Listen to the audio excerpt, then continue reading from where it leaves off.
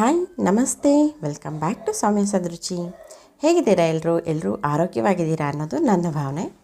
ಇವತ್ತಿನ recipe keema mutton sambar ಹೇಗೆ ಮಾಡೋದು. ತುಂಬಾ ಟೇಸ್ಟಿಯಾಗಿ ತುಂಬ ಜನಕ್ಕೆ ತುಂಬಾ ಪ್ರಿಯವಾದಂಥ ಡಿಶ್ ಅಂತಲೇ ಹೇಳ್ಬೋದು.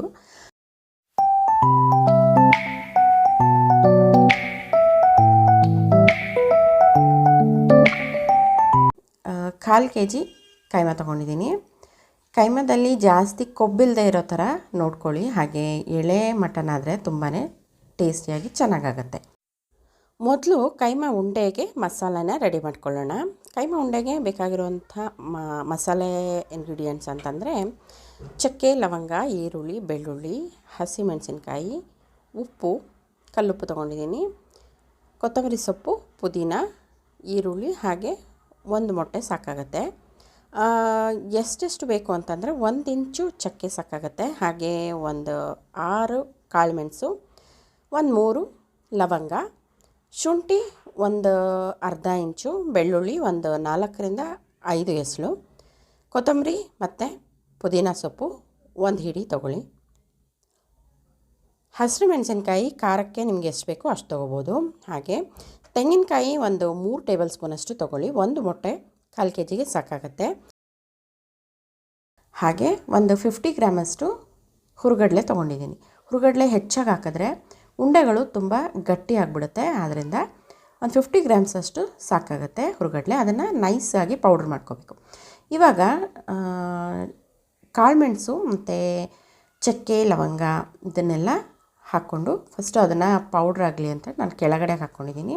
ಅದಾದ್ರ ಮೇಲೆ ಇನ್ನೆಲ್ಲ ಮಿಕ್ಕಿದ ಇಂಗ್ರೀಡಿಯೆಂಟ್ಸ್ನ ನಾನು ಒಂದಾದ್ಮೇಲೆ ಒಂದು ಮಿಕ್ಸರ್ಗೆ ಹಾಕ್ಕೊಂಡು ನೀರು ಹಾಕದೆ ರುಬ್ಬಬೇಕಾಗತ್ತೆ. ಇದಕ್ಕೆ ಒಂದು ಡ್ರಾಪ್ ಕೂಡ ನೀರು ಹಾಕೋ ಹಾಗಿಲ್ಲ. ನೋಡಿ, ಇವಾಗ ಪೌಡ್ರ್ ಮಾಡಿದ್ನಲ್ಲ ನಾನು ಅದನ್ನೆಲ್ಲ ಬೌಲಿಗೆ ಹಾಕ್ಕೊಂಡಿದ್ದೀನಿ. ನಂತರ ಮಸಾಲ ಹಾಗೆ ಕೈಮಾನ ಕೂಡ ಒಂದು ರೌಂಡು ಮಿಕ್ಸಿಗೆ ಹಾಕ್ಕೋಬೇಕಾಗತ್ತೆ. ಆವಾಗ ಚೆನ್ನಾಗಿ ಮಿಕ್ಸ್ ಆಗುತ್ತೆ ಮತ್ತು ಉಂಡೆ ತುಂಬ ಸಾಫ್ಟಾಗಿ ಗುಡ್ ಟೆಕ್ಸ್ಚರಲ್ಲಿ ತುಂಬಾ ಚೆನ್ನಾಗಿ ಬರುತ್ತೆ. ನೋಡಿ, ಎಲ್ಲದನ್ನು ಚೆನ್ನಾಗಿ ಮಿಕ್ಸ್ ಮಾಡಿಕೊಂಡು ಮೊಟ್ಟೆನೂ ಹಾಕಿ ರುಬ್ಬಿದ್ದೀನಿ ನಾನು. ಒಂದೇ ಸರ್ತಿ ಎಲ್ಲನೂ ಹಾಕಿ ರುಬ್ಕೊಂಡು ನಂತರ ಉಂಡೆಗಳನ್ನ ಮಾಡಿಟ್ಕೊಳ್ಳೋದು ಅಷ್ಟೇ. ಈಗಿದು ಸಾಂಬಾರಿಗೆ ನೋಡಿ, ತೆಂಗಿನಕಾಯಿ ಒಂದು ಅರ್ಧ ಬಟ್ಲಷ್ಟು, 3/4 ಬಟ್ಲಷ್ಟು ತೆಂಗಿನಕಾಯಿ ತುರಿ, ಹಾಗೆ ಒಂದು ಸಣ್ಣ ಗಡ್ಡೆ ಬೆಳ್ಳುಳ್ಳಿ, 1 ಇಂಚು ಶುಂಠಿ, 4 ಲವಂಗ, ಅರ್ಧ ಟೇಬಲ್ ಸ್ಪೂನಷ್ಟು ಕಾಳುಮೆಣಸು, 1 ಇಂಚು ಚಕ್ಕೆ, ಕೊತ್ತಂಬರಿ ಸೊಪ್ಪು, ಒಂದು ಪುಟ್ಟದಾದಂಥ ಟೊಮೆಟೊ, ಹಾಗೆ 2 ಟೇಬಲ್ ಸ್ಪೂನಷ್ಟು ಧನಿಯಾ ಪುಡಿ ತೊಗೊಂಡಿದ್ದೀನಿ. ಹಾಗೆ ಖಾರದ ಪುಡಿ 1 ಟೇಬಲ್ ಸ್ಪೂನ್ ತೊಗೊಂಡಿದ್ದೀನಿ.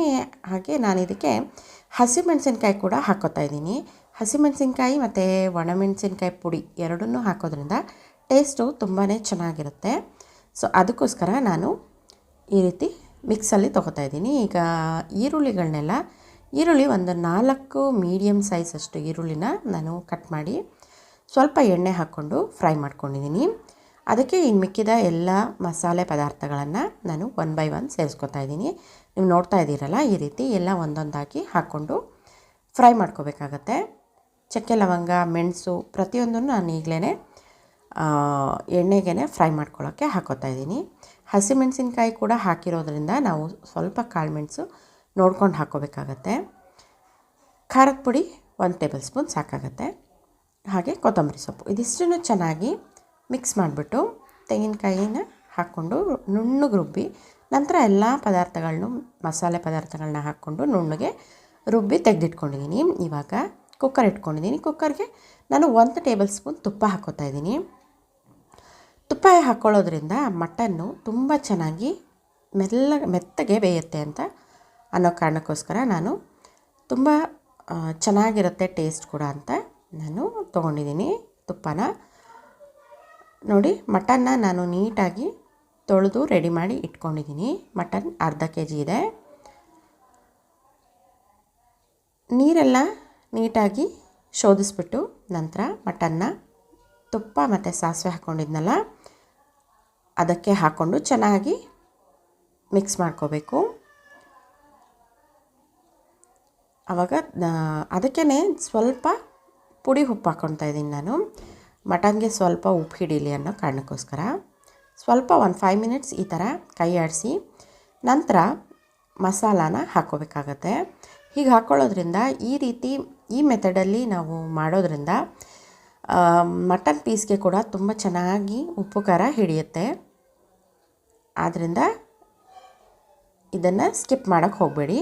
ನಮ್ಮ ತಾಯಿಯವರು ಇದಕ್ಕೆ ಹುಳಿ ಸೊಪ್ಪು ಮತ್ತು ಮೆಂತ್ಯ ಸೊಪ್ಪು ಇದನ್ನೆಲ್ಲ ಹಾಕಿ ಫ್ರೈ ಮಾಡಿ ಹಾಕೋತಾಯಿದ್ರು. ನನಗೆ ಇವತ್ತು ಇರಲಿಲ್ಲ, ಸೊ ಅದಕ್ಕೋಸ್ಕರ ನಾನು ಹಾಕಿಲ್ಲ. ಹುಳಿ ಸೊಪ್ಪು ಮತ್ತು ಮೆಂತ್ಯ ಸೊಪ್ಪು ಸ್ವಲ್ಪ ಹಾಕ್ಕೊಂಡ್ರೆ, ಅದೇ ತುಪ್ಪಕ್ಕೆ ಒಗ್ಗರಣೆಗೆ ಹಾಕ್ಕೊಂಡ್ರೆ ತುಂಬಾ ಟೇಸ್ಟ್ ಚೆನ್ನಾಗಿರುತ್ತೆ. ಇದ್ದರೆ ಖಂಡಿತವಾಗ್ಲೂ ನೀವು ಟ್ರೈ ಮಾಡ್ಬೋದು. ನೋಡಿ, ಮಸಾಲಾನ ಕೂಡ ಒಂದು 5 ಮಿನಿಟ್ಸು ಈ ಥರ ಫ್ರೈ ಮಾಡಬೇಕು ಚೆನ್ನಾಗಿ. ಅದು ಚೆನ್ನಾಗಿ ಒಂದು 5 ಮಿನಿಟ್ಸ್ ಕುದಿಬೇಕು.